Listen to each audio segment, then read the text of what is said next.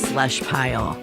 We have decided to make this podcast so that we can share the proceedings of our editorial board with you. So the crazy thing about today, I'm going to say this before we move forward. You know, Kathleen is always looking for firsts, right? Every time we have a podcast, I'm like, well, this is the first time we have blank.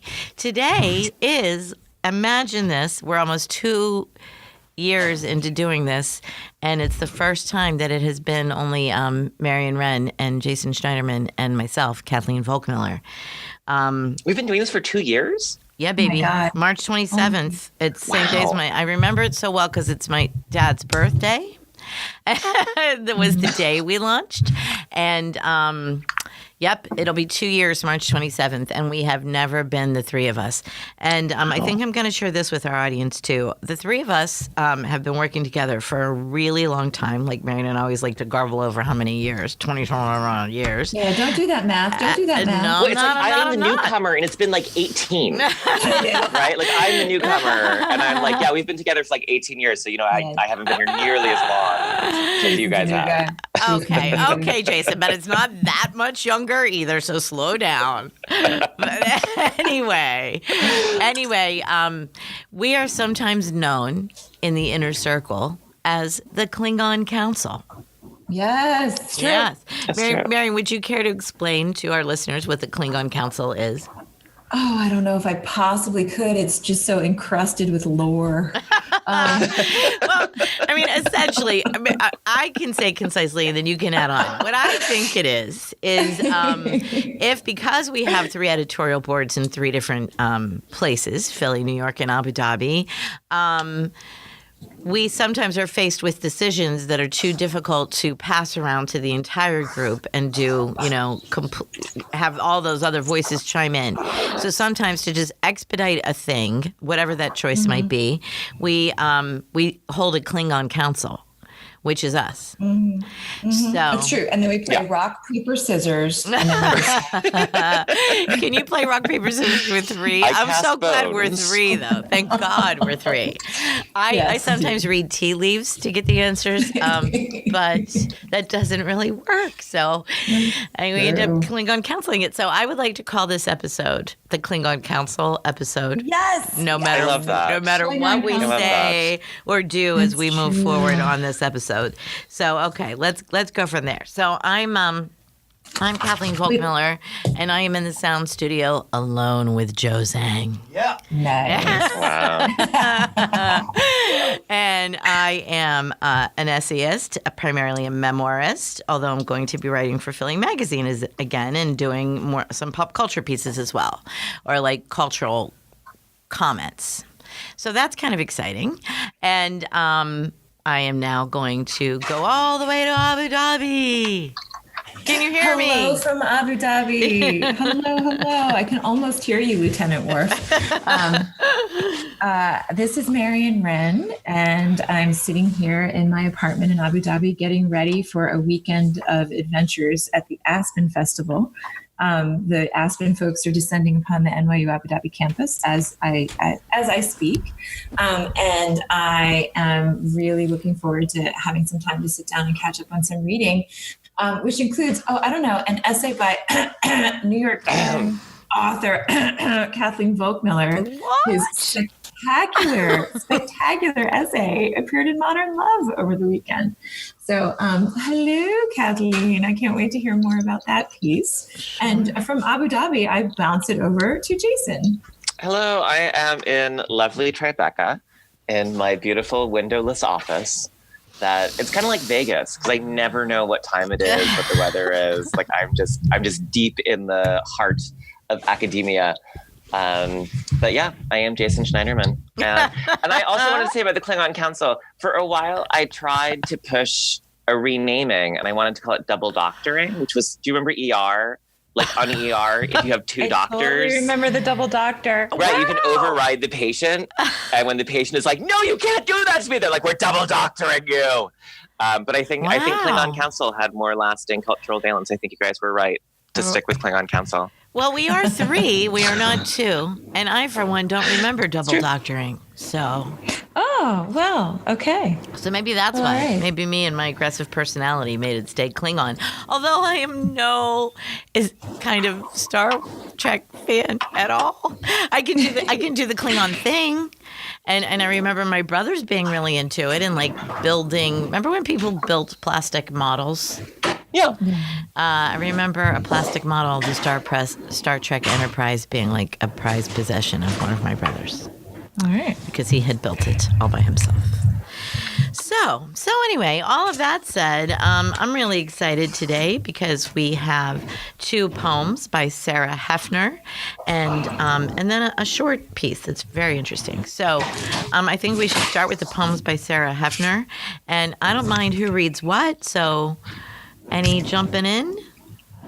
I will jump in on the first of the Sarah Heffner poems. Woohoo. And I do want to say there's this PBQ thing where when we consider poems, the big question sometimes is, do you read the cover letter or not?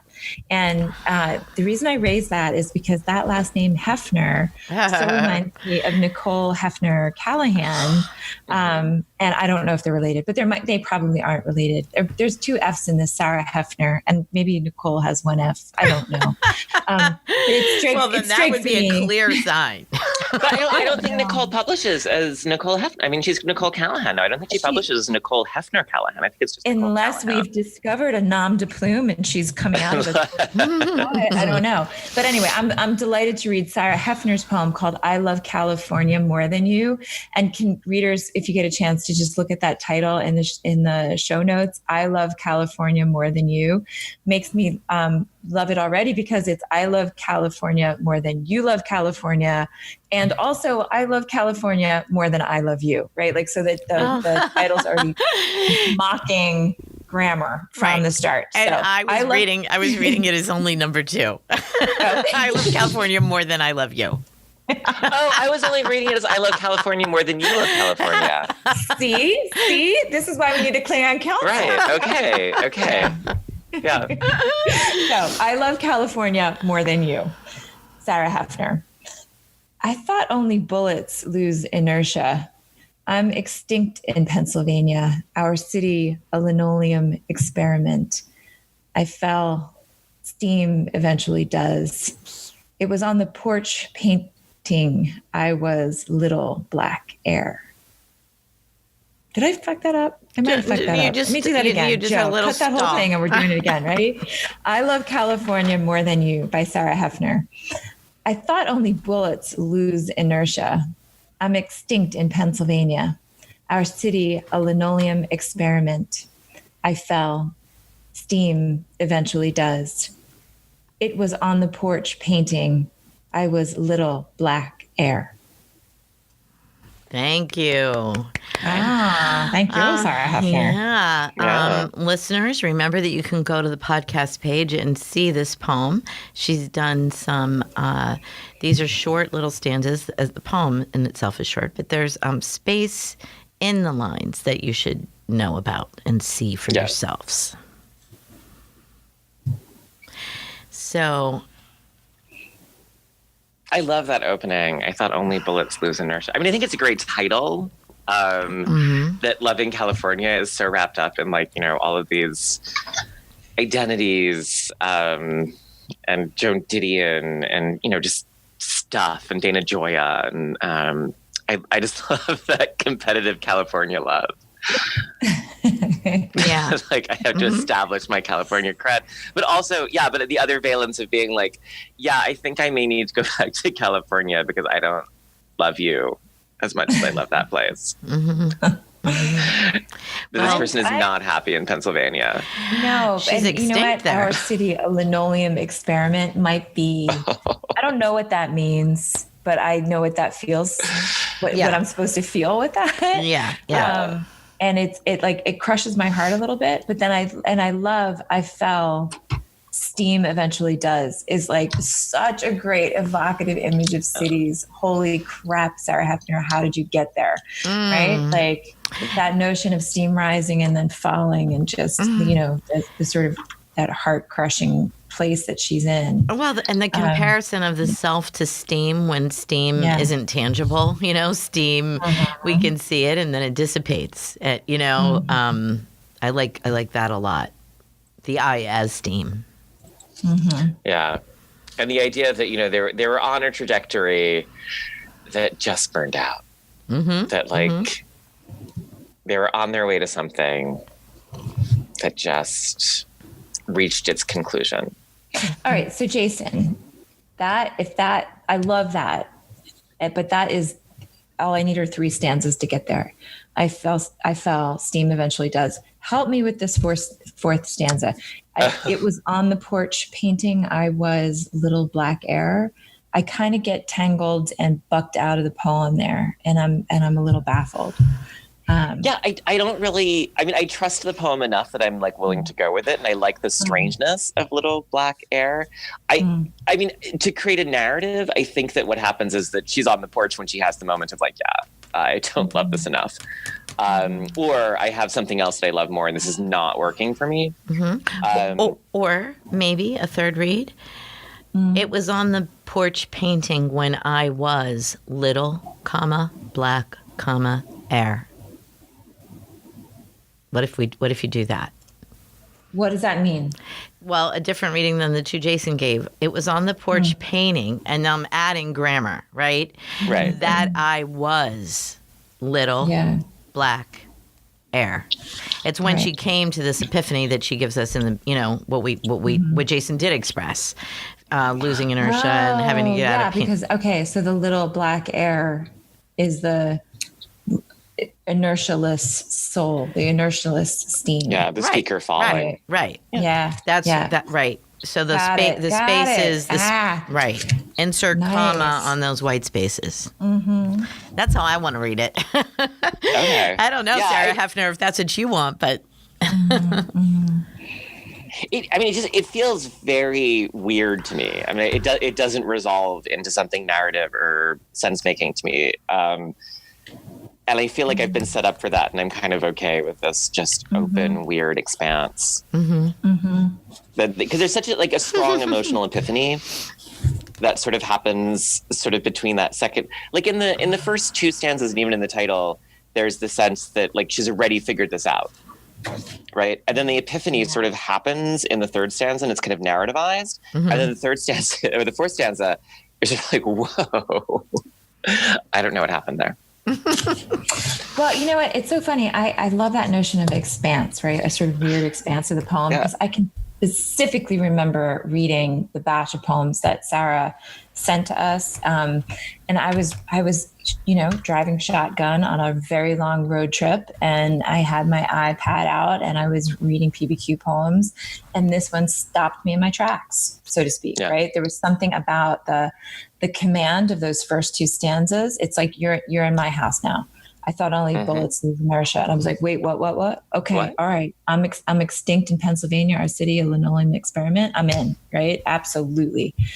I fell, steam eventually does. And then when I get to the end, I'm scrambled in a way, but the scrambling didn't push me totally away from the poem. So I absolutely remember being on I-95 and thinking, holy shit, God bless poetry. Yeah. So, Jason also said that he likes the open, weird expanse of the poem. And I just thought, that's like California too. Seriously.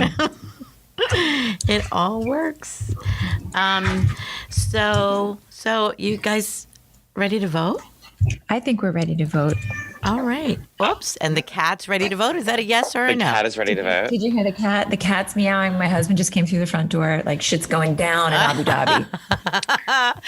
That's the world's most talkative cat. We may have talked about this on the... It's the poetry cat. The world's most talkative cat lives in Abu Dhabi. Yep. So, okay. Shall we? 1, 2, 3, vote. And I'm all by myself in Philly with my own thumb. Wait, can we pause for a second? I can't vote because I'm on the phone. I don't have the. Oh, okay. Text me. Okay. Text me. Just tell us, and then I'll just text cut you. it out. Okay. Just say it, and I'll cut it out. Okay. Yes. All right. Okay, we can decide if we even want that in. That's kind of funny. But on the next two, just text me, okay? Because I do always leave my phone open on just text in case anything. Because sometimes Marion just gets sucked up into the atmosphere. Sucked into the abyss. Yeah. Wait, It's what a is Wednesday in that Abu called? Dhabi. Remember when Anything's you were bound to happen. talking about Jesus and Jerusalem? What the hell is that called? Raptured. You were raptured. You're raptured. You're left behind. Oh, we were left behind, honey. You were raptured. Okay, so let's move on to Sarah Heffner. Maybe New Orleans. You feeling it, Jason, or you want to do the other one? I am feeling it. All Yes. right. All right. Right. Wait, sorry. I'm having a moment. Maybe New Orleans. We no longer have a favorite place. We have one flawed summer. Blame it on the generosity of moisture. Back in the country, I felt haze rotundity. I sweated out grains. Now my hair is sleek, the beak of an oyster catcher.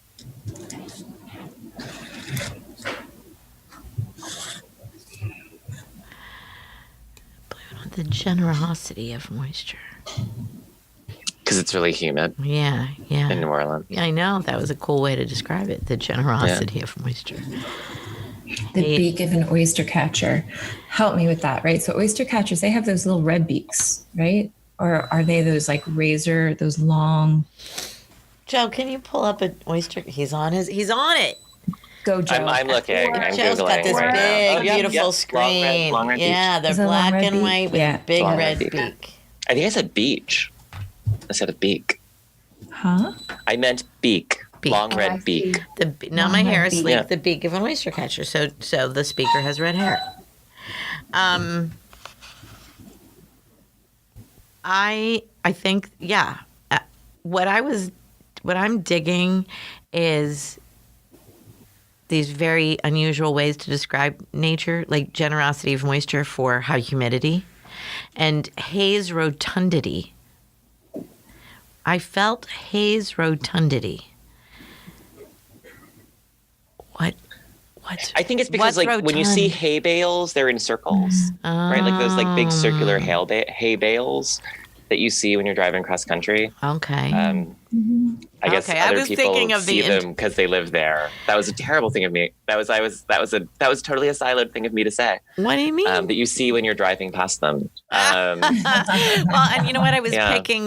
picturing not bales. I was picturing like the handfuls stacks. one. Yeah. Yes, the handfuls one throws to animals and individual twigs of hay. That's what I was thinking. What's rotund?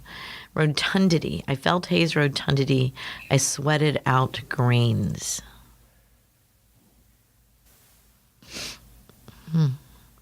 I wonder if she's working on a whole series of place names, right? Of poems. Yeah. Maybe New Orleans.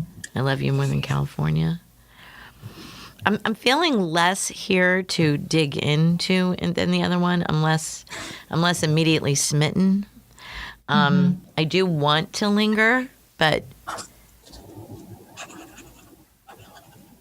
Yeah, I felt much less grounded in this one. Like I didn't quite understand a lot of the images, and so how the hair that's sleek like the beak of an oyster catcher. It's like, So, it's funny. I totally agree. I think that I love California more than you. One of the things I loved about that poem was the way that the scrambling at the end still resonated with the bullets and the loss of inertia, right? Little black air, right? There's a way in which those images resonate, but I have trouble finding the sort of image resonance pattern, sort of wind chiming in this poem, right? We no longer have a favorite place. We have one flawed summer. Blame it on the generosity of moisture, right? Which then gives you maybe damp haystacks, damp hay bales, where you get haze rotundity, sweating out grains, right? But now my hair is sleek from the moisture, the beak of an oyster catcher. And I don't get that, right? And it doesn't, the beak doesn't point me back in a way to the top or to the middle in a way that creates like a weave. Like I keep thinking about Tim Fitz, like he might totally dig the specificity of that image, but it doesn't help me in a way. It keeps me in summer and in a watery place. Maybe there's lots of oyster catchers in New Orleans. Maybe they specifically are catching, are more prevalent there, in the waterways. So I balked more at at the physical, my hair as sleek. And I actually, of course, I pictured black. As we all know, I'm really dumb about nature. And the beak of an oyster. I didn't know oyster catchers had a red beak. I mean, how the hell did you know that, Marion? I'm a nerd. But I do love these, like, listen to the sounds that now my hair is sleek, the beak of an oyster catcher, right? And you're right, oysters, New Orleans, you've got that sort of, combination. So that playfulness doesn't let me in though, like I don't feel like I'm like, oh, I'm in on this with you. Not that that's a necessity of the poem, but it does make me feel a little alienated from it. Yeah. I'm putting the title in because the title was so great with the other one. So, maybe New Orleans, but we don't really have a favorite place. We have one flawed summer. Blame it on the humidity. Right. And then what are we left? So Philly. That's such a Jersey thing. It's not the heat, it's humidity. Right. Back in I the think country. everyone says that. Right. Yeah. They say it in Abu Dhabi. It's true. Yeah. I have a student in the publishing program who's from New Orleans, and she just laughs and laughs when people complain. She's like still so thrilled to be in not humidity. So to her, it's very not humid here. Back in the country, I don't know. I'm not as hooked as the last one. But I know what she's saying. I feel if I put in all those other words on top of it. Back in the country, I felt haze rotundity. I handed out, sweated out grains, and now my hair is sleek. Yeah. To end on that, I don't know what impact that is supposed to make. Okay, so now your hair is slicked back. And now what? You know what I mean? I don't know what impact that is supposed to mean or what meaning, symbolism or impact that's supposed to have on me or the poem. Yeah.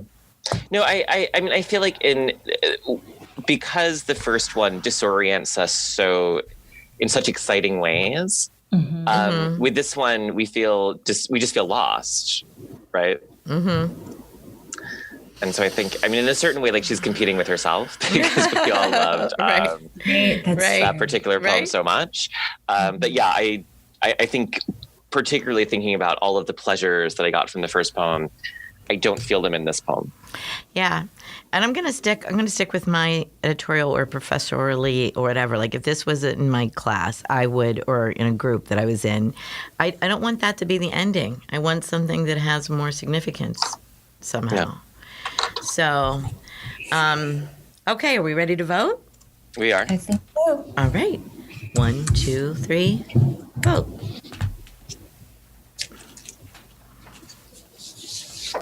All righty. So, Sarah Heffner, thank you for that. But we're going to go with a no on that one and publish I Love California More Than You. Thank you so much. So, who used to say that? Whose line was this line? And now for something completely different. That's John Cleese. Yeah, that's what I was feeling. I was going to say that. I didn't want to embarrass myself and be wrong. Not that that doesn't happen. That happens so frequently. When I can't control it, I try to control it and stop myself. So what we have next is a piece of a very dense piece of flash fiction. It's written, and it's one tight graph, no space. And I'm looking. I think there may not be a period. I think we've got all dashes through, M dashes throughout. And so this is one sentence that's a big, nice, maybe 200 plus word paragraph. Okay? Are we ready? This is Jacob Thomas Berns. Jacob Thomas Berns, and the name of the poem is Frieda, Callie, Kelly Lou. All right.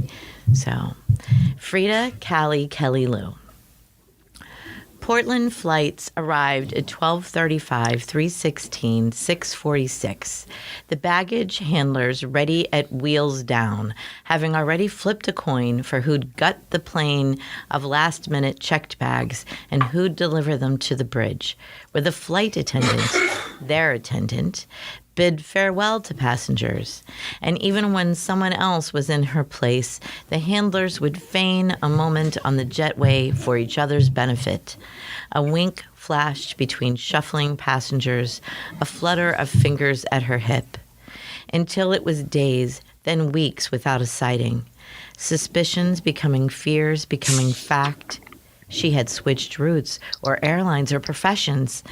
And so the stories themselves became the thing, retold until each word and pause was perfected, the details too real not to be true. A fleck of pink on a tooth, a stocking run shaped like California, a Tom Collins shared in a hotel room. Details later told to girlfriends who became wives, by which time the handlers had also moved to Sacramento, to Duluth. The attendant's name changing from telling to telling, in truth never known at all, as each other's names inched just beyond reach until, ticket in hand, they could watch a plane greet the tarmac with neither regret nor urgency, without anything at all but a sense of the shifting distances between once and now and to be. Beautifully read. Oh. Way to go, Kathleen Volkmiller of the New York Times. Way to go. Man. I'm going to say, one time I said, I wish I could just read poetry for a living. And Jason was like, I kind of do that. You do? I still think I'm going to call up Audible. Anyway, what do you guys think?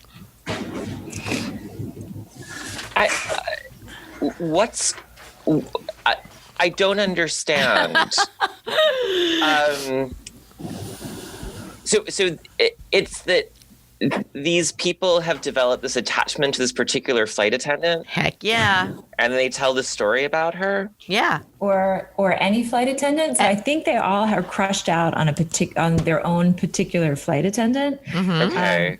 So that they tell stories about the one that got away or the one that they had a relationship with. So it's like kind of locker room talk in a way. And it's pegged to like this sort of almost like a hierarchy, right? Like these are the baggage guys. And when they get the baggage and bring it up to the jetway, they kind of like wink and pretend to each other that they've had moments with these flight attendants. And then the arc of this short flash fiction is it takes them into like their adult lives away from being baggage handlers when this is all just something to reminisce about. And it's reminiscing about fantasies that they had about these other flight attendants. So it's that spiral, right? Of nostalgia for something that never really was.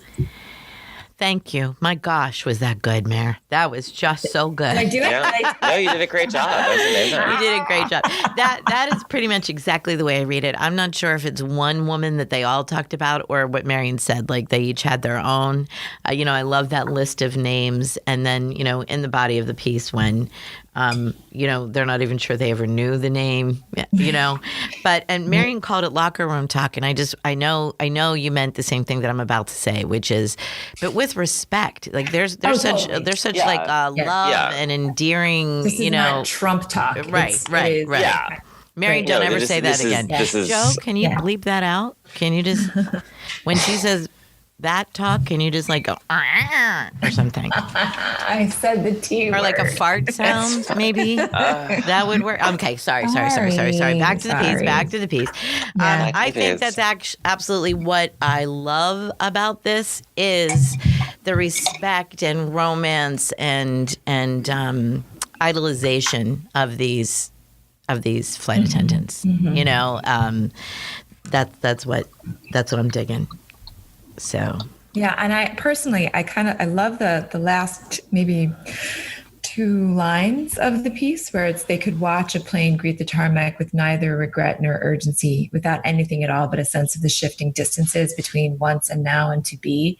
Like the way the piece moves into this sort of like esoteric kind of analytical detached reflection, right? Like it totally captures this sort of distancing of their desire, right? Yeah. Like it's their age is reflected in the way the desire flattens out. Right. And it's yeah. I don't find it too like on the nose or overt or anything. I love that that sentiment, what Marion just expressed, is shown to us through the object of flight attendant and flights and baggage handlers and airplanes. You know what I mean? Because flying itself is once and now and to be, right? So I really like that. And it made me think about our magic fairy watches as well. Oh my God, I have so much to tell you about our magic fairy watches. Mine has been on an adventure. When I just wish people would ask me for the time more frequently. Do you have a magic fairy watch? We do. Oh my God, we both do. We both do. You And didn't get me a magic fairy watch. And like at this moment where you were both in the presence of these magic fairy watches, like I didn't come to mind. Well, no, you know what? You came to mind earlier in this exact episode when you were saying that you have no sense of time in your office. I was thinking, yes, just like magic fairy watches. Yeah. Because like I wish people would ask me for the time more often so that I could look at my wrist and go, now. Oh my God, fantastic. That's fantastic. But that does take us right back to the first line of the piece. Portland flights arrived at 12:35, 3:16, 6:46. And it's like, what a strange invocation at the top of this piece, right? Like you're paying attention to this listing of time, and obviously the specificity is what becomes meaningless and meaningful. Yeah. Right? Yeah. So, yeah, that's really cool. I'm glad you pointed that out, Marion. The insanity with which we live. 3:16. When did you land? I landed 3:16. AM or PM? AM or PM? Are we using the 24-hour system? Eastern Standard Time? I don't know. That's what the ticket says. Leave me alone. I don't know. Yeah.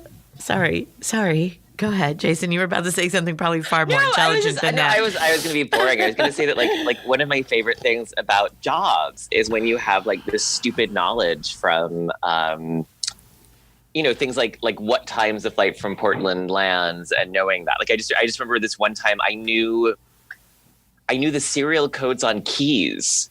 And like someone was trying to break into my apartment and he showed me the key and I was like, no, that's the wrong serial number. It should end in 087. Oh my goodness. And like it was just, but it was a really ridiculous moment because like someone was actually like this is the person who said to me while holding a baseball bat, I'm not threatening you with this baseball bat. But always something you want to hear from someone with a baseball bat. But yeah, like I love that. I love that piece of information. And I think the way that you guys explained it, like I'm totally, I'm around. Like I get it.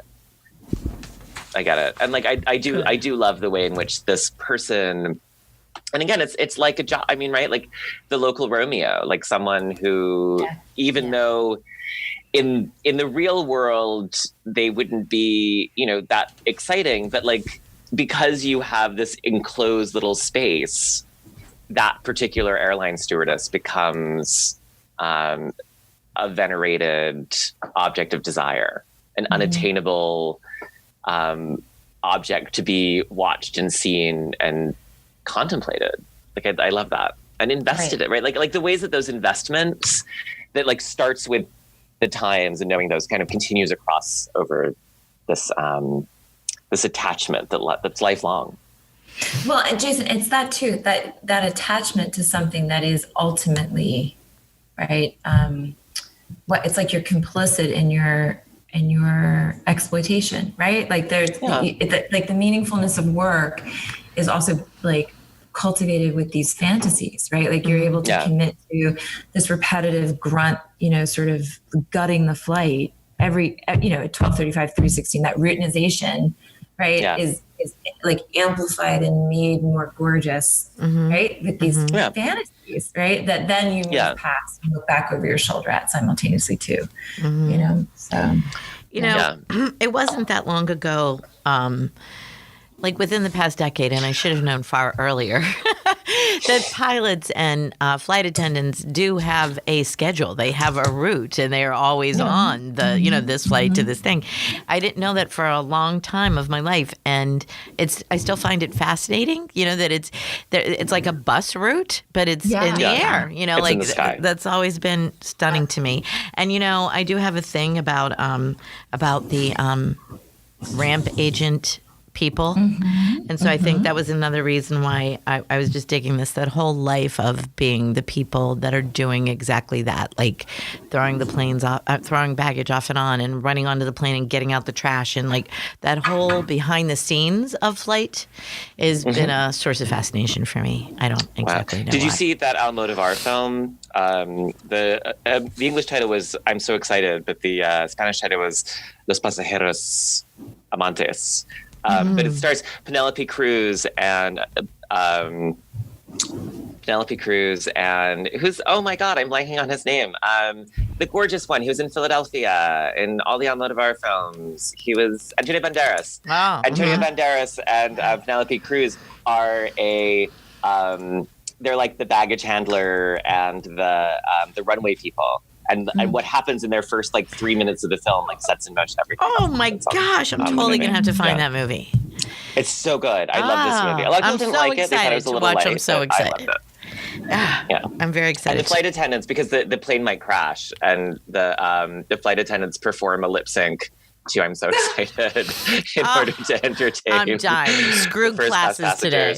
Yeah, screw my meetings. They walked sleeping gas into the entire coach. Oh my So the people in the coach are just all asleep. Stop with all these spoilers.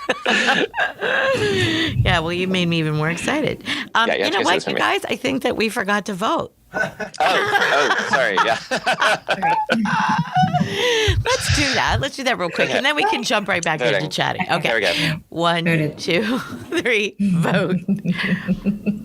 Woo! I'm so happy. Jacob Thomas Berns. So listen, I have to, full confession. So I brought this poem into my class, to my first year writing seminar, and had my students read it with me in advance of the podcast. And they did such a magnificent job of sort of unfolding the poem, right? Fiction. It is fiction. It's flash. And you know what? And that's what I wanted to tell you. It's flash fiction. I kept calling it poetry, and they kept calling me out, saying it says flash fiction, because I showed them the submittable screen, right? Because I was like showing them what it was. They're like, it's flash fiction. I was like, why do I keep calling it poetry? And I think the reason I call it poetry is because it is so tightly crafted. Sure enough. Like it is so beautifully, the way it sort of like drops like a penny. Like it just fits. And so I give you that. So thank you to my first year writing seminar class. You made me smarter. They read like champions. Thank you. Thank you for bringing that up, because as I was reading it, I was going, God, this is gorgeous language. Right? God, I'm loving reading this. It felt like a poem. It absolutely felt like a poem. The distinction between prose poetry and flash fiction is very tenuous. Sure. Like, you'll often see Carolyn Forche's The Colonel anthologized as flash fiction and as poetry. Like, people just, like, there's not a huge boundary between those two things. Absolutely. I just want to mention as well that Jacob Thomas Berns just seems like such a terribly nice guy. When I asked him if we could do it on the podcast, he was just so wonderfully excited and generous, and makes me extra happy that we're publishing it, that we did say yes. And not that we don't publish mean people. I'm sure we publish mean people and we never even know it. But this guy's nice, so I'm excited about that. And I did even have to check myself, double check. I thought I had seen fiction, and I had to make sure, that that's what he wanted to call it. So anyway, yay for us. Joe, were you going to say something? Yay, Jacob. Joe Jacob. wants to chime in. Go, Joe. I think having a specialty episode about only reading. Wait, I can't hear you, Joe. I can't hear you. Oh. Sorry, I think having a specialty episode about just reading from people that are historically known as mean people would be pretty interesting. The mean people episode. I think we could come up with that pretty quickly. We might be able to pull that off. Okay, so super excited about everything. This was a wonderful episode. Thank you all. Thank you, listeners. Remember again to please let us know how you think we're doing, what you'd like to see more of, less of, all those kinds of things. Send in questions. We're going to have a We'll Answer Your Question episode soon. Oh, I'm looking forward to that one. Yeah. So send in any questions you might have about anything at all. I mean, even what is a ramp agent? I don't know.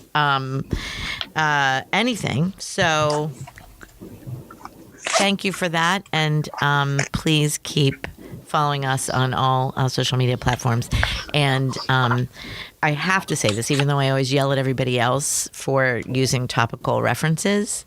I'm so excited. I'm going to see you next week. We're going to be together. I can't stand it. It's going to be really fun. I cannot even freaking stand it. We're going to be together. We have spring break in Florida. Tampa. What? Tampa.